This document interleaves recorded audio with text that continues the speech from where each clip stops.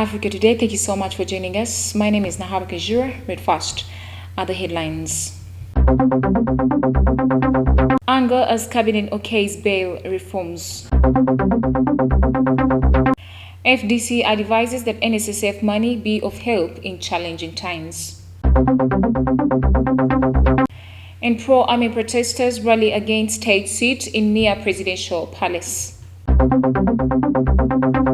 And in our sports today, Vipers sting Police in the 2021-2022 league opener. Once again, thank you so much for joining us. We start with one of our top stories. Now, lawmakers and human rights defenders have condemned ministers for backing what they have called draconian laws that seek to curtail freedoms and take away the discretion of judicial officers to grant or deny bail. We have more on this report. Those against the executive decision to tinker with bail for capital offenders have warned that when the dust finally settles, the architects of the draconian laws will be caught by the same laws, but it will be too late to make amends. On Friday, Cabinet endorsed criminal justice reforms, among them amendments to the 1995 Constitution and the Police Act to deny suspects on capital offences bail or police bond. Cabinet sources singled out suspects on murder, rape, robbery, and treason charges, among others, as the main target for the proposed reforms. The cabinet meeting was chaired by President Museveni, and ministers, one by one, were given opportunity to give their views. This was after the president asked Attorney General Chidiowa Kiwanuka to guide cabinet on how to proceed on the processed constitutional amendments. According to sources, Mr. Chidiowa presented a brief on the proposed amendment to Article 23, subsection 6 of the Constitution to provide that any person accused of committing an offence triable by both the High Court and subordinate courts shall not be granted bail until 180 days or trial commencement, or when the Director of Public Prosecutions discontinues proceedings, whichever is earlier. The Attorney General also proposed that Article 23, subsection 4 and Section 25 of the Police Act be amended by Parliament, both of which required a suspect to be released on police bond if not charged in court within 48 hours to qualify for the period as 48 business hours. On September 25th, the president sent out a tweet in which he criticized bail for suspected killers as provocation and promised to summon the ruling party MPs to discuss the matter and, if necessary, call for a referendum. Well, thank you so much, reporter. Now moving on, Opposition Forum for Democratic Change, FDC, has advised that NSSF savings be given the owners in times of difficulty. Our reporter has more. While addressing journalists at their party headquarters in Najanankumbi, the Deputy Party Secretary General Harold Kaija said the NSSF money should help workers during challenging times such as unemployment, sickness, loans, etc., instead of waiting for one to access their money at the age of 45. They talked about unemployment benefit, because there is a time when you leave one media house, you've lost your job. There's that period when you don't have a job. This money that you save must help you not be seen as a pauper when you get an injury at work.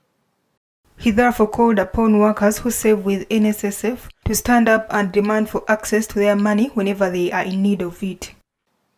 You won't demand for your money on WhatsApp. You won't demand for your money on Facebook. You won't demand for your money on Twitter, TikTok, and the rest. You must be seen in numbers.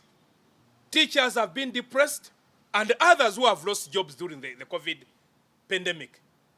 You must come out, and be seen to be demanding for your money. In August, President Yoweri Museveni agreed to the workers' mid-term access to their saving in the National Social Security Fund and directed the Minister for Gender, Labour and Social Development, Betty Amongi, to make changes to the bill and return it for consent.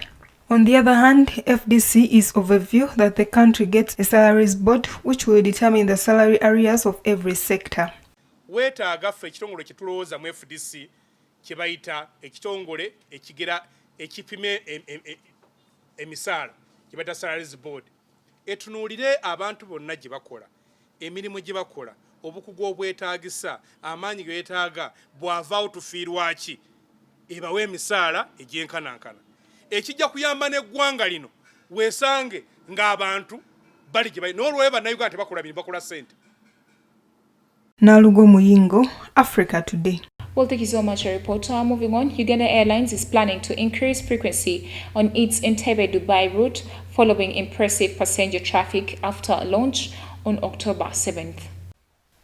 Speaking at a launch ceremony in Dubai on October 9th, the airline's acting chief executive officer Jennifer Bamturaki told the media that they are seeking to gradually increase the frequency to at least 5 from the current 3 times a week. Bamturaki said they are flying a 285-seater craft, and on the first day they flew just 80 people and 220 passengers on the second day, adding that they will stimulate the route to about 4 or 5 times a week.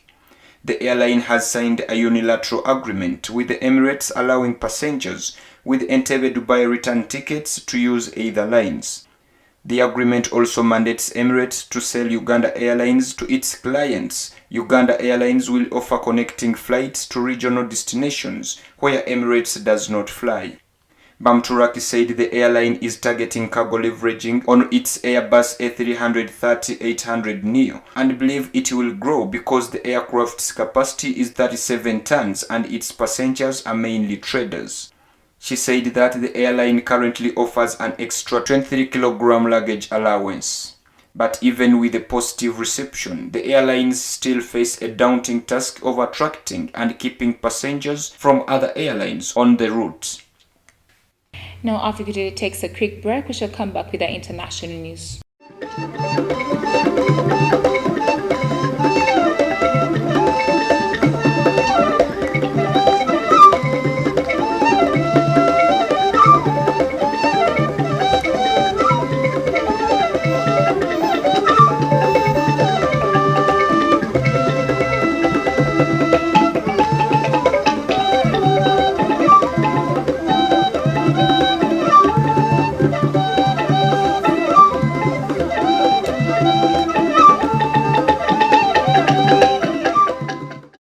Welcome back for the break. You're still watching TV Africa, the right to know. In our international news today, hundreds of pro-military Sudanese protesters rallied for a second day on Sunday, aggravating what Prime Minister Abdallah Hamdok called the worst and most dangerous crisis of the country's precarious transition.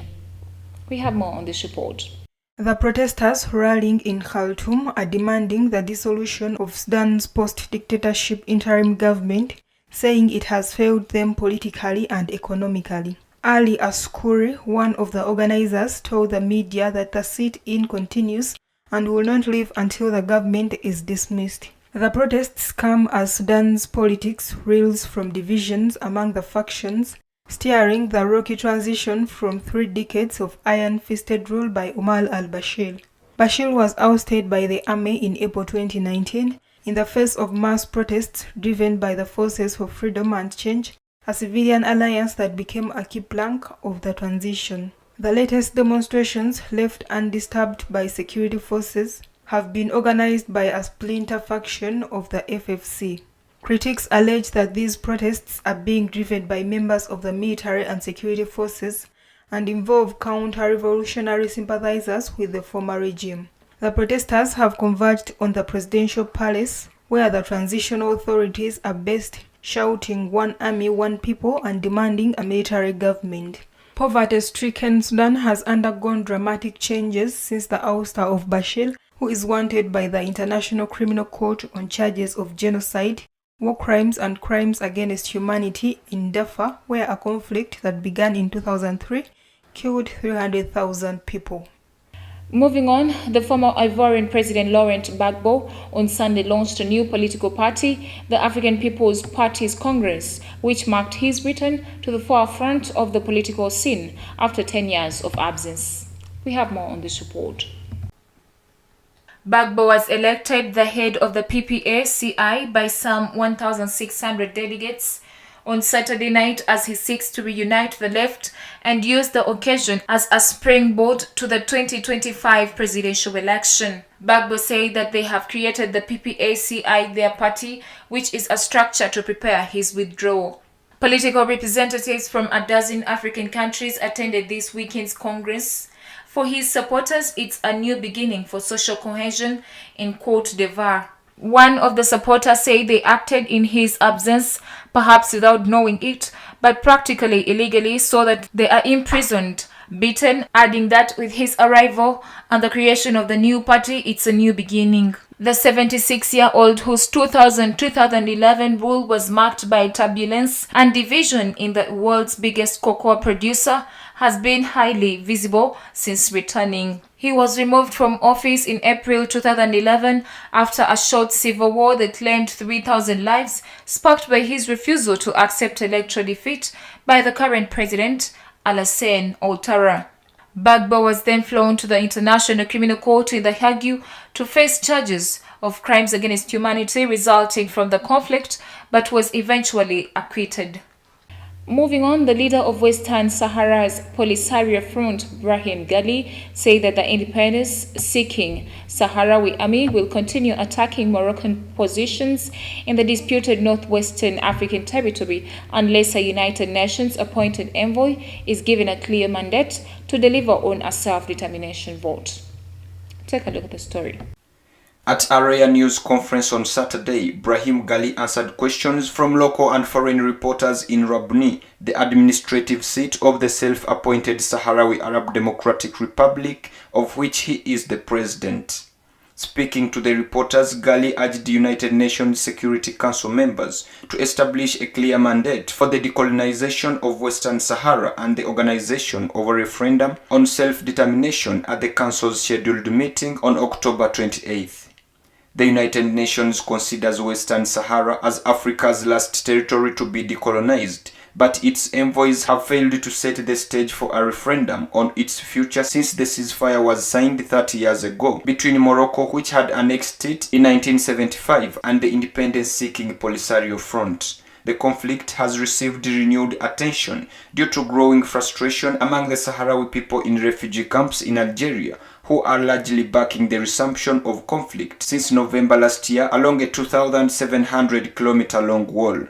The so-called berm built by Morocco cuts across the territory of former Spanish colony, dividing the Moroccan-controlled areas and a thinner stretch controlled by the Polisario. Hostilities have remained at relatively small scale, although Polisario officials arranged a trip this week for foreign media to witness an attack on a Moroccan army base near the Mahbas region, close to the intersection of Algeria, Morocco and Mauritania borders. Well, thank you so much, reporter. Now, the opening ceremony of the 27th edition of the Pan-African Film and Television Festival of Ouagadougou, known as the largest film festival on the continent, took place on Saturday at the Palais des Sports in the capital of Burkina Faso, Ouagadougou. Now, it had in attendance Burkina President Roch Marc Christian Kabore. We have more on this report. Roch Marc Christian Kabore, Burkina Faso president, said that the theme that was chosen, which aims to understand the difficulties, constraints, prospects of African cinema, is a theme that is important and will be necessary that all actors of the world look at it so that they can remove all the barriers that prevent African cinema from thriving. A Delegate General Alex Moussa Sawadogo told the media that for the organizers, preparations in terms of security and health have been well made and are aware of the situation, and all arrangements have been made for a smooth running of FESPACO, which is expected to receive 1,000 festival goers. Dancers of Bakineb, choreographer Saj Aim Koulibaly also took the stage. Until the announcement of the winners on October 23rd, the film screenings will take place in various theaters in Ouagadougou, including the 1,066-seat Niwaya Cinema. Sawadogo said that screenings will also take place in 10 open-air spaces, including one set up at the Place de la Nation, one of the largest in the city. The general delegate announced that after the official festival, a mini FESPACO will be held in the north of Burkina Faso, most affected by the jihadist attacks, which in 6 years have killed about 2,000 people and displaced 1.4 million. Well, thank you so much, reporter. We take a quick break. We shall come back with the business news.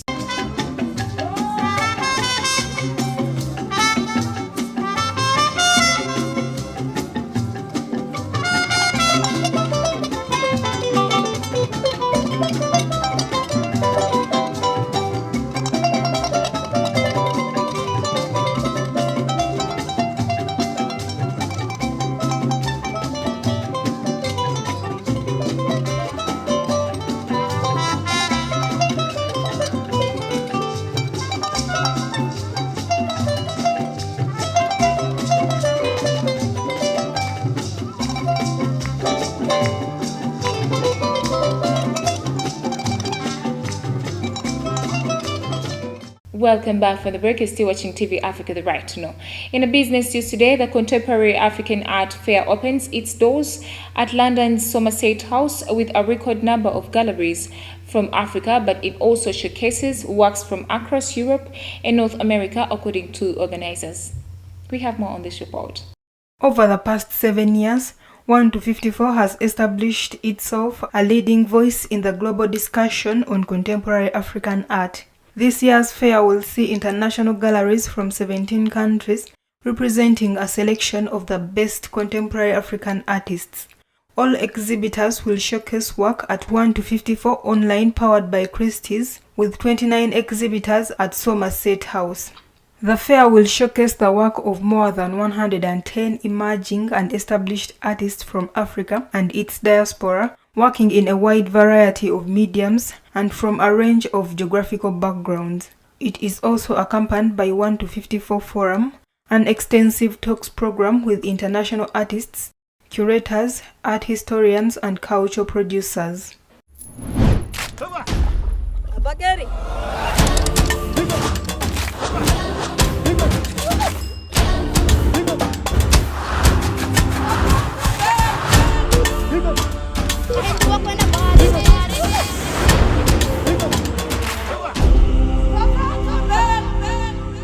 Away from business, in our health news today, vaccination to stop the spread of Ebola virus disease began on Wednesday in Beni, in the Eastern Democratic Republic of Congo, 5 days after a case was discovered. Our reporter has more. According to the World Health Organization, approximately 1,000 doses of Zebov Ebola vaccine and other medical supplies have been delivered from the capital Kinshasa to the city of Goma in North Kivu, and nearly 200 doses have been sent to Beni, near the health area of Busili, where the confirmed case was detected. The World Health Organization said in a statement that vaccination against Ebola began on Wednesday, 13th October, in the province of North Kivu in western DRC, where a case was confirmed on October 8th. On Friday, the Congolese government announced the resurgence of Ebola in the territory of Beni, where in early May was declared the end of the 12th epidemic fever, during which 12 cases have been recorded, with 6 deaths and hundreds of people vaccinated. The disease had reappeared in February in an area of North Kivu, hit between August 2018 and June 2020 by the largest outbreak of Ebola fever in the history of the Democratic Republic of Congo. First identified in 1976 in the DRC, the Ebola virus is transmitted to humans by infected animals. Human transmission is through body fluids, with the main symptoms being fever, vomiting, bleeding, and diarrhea. Treatments have now shown some effectiveness against this hemorrhagic fever.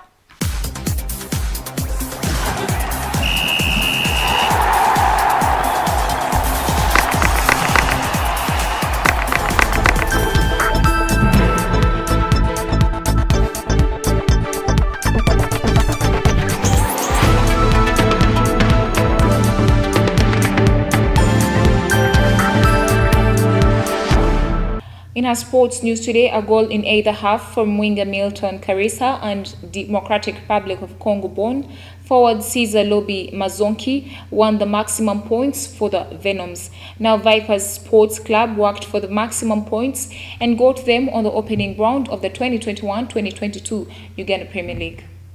Our reporter has more. This followed a well-calculated 2-0 win on the road away to 2-0 to Police at the MTN Omondi Stadium Lugogo on Sunday 17th October 2021. Karisa struck home brilliantly in the 39th minute after being set up by new signing Bright Akunaki as Robertino's side took the half-time lead 1-0. 13 minutes into the second half, Vipers doubled their lead through a well-poked ball by Manzoki after an enterprising run by right back and standing captain Paul Wheeler on the right flank. Vipers left back Abdulaziz Kayondo was named the Pilsner man of the match. Meanwhile, Kampala Capital City Authority humbled Wakiso Giants 3-0 at their own graveyard of the Kabaka Kyabaggu Stadium. Sadat Happy Anaku, Davis Kasirye and Ashraf Mugumi scored the 3 goals for KCCA. Vipers face a wounded Wakiso Giants next this coming Friday at St. Mary's Stadium, Kitende. Well, thank you so much for being a loyal audience from where we started from. Don't forget to subscribe to our YouTube channel. We shall keep updating you. It is TV Africa, the right to know.